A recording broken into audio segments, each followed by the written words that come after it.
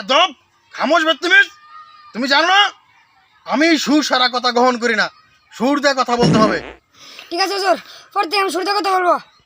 আসসালামু আলাইকুম ওয়া রাহমাতুল্লাহ।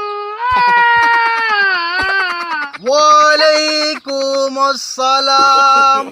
ভক্ত, তোমার এই সালামে আমি খুশি হয়েছি।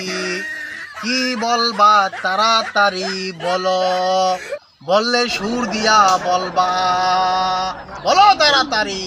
ও হুজুর, কি বলবো শরমের কথা। তাড়াতাড়ি বলো। ও হুজুর গো, আপনার মেয়ে বাসা থেকে পালিয়ে গেছে কাছে নিয়ে।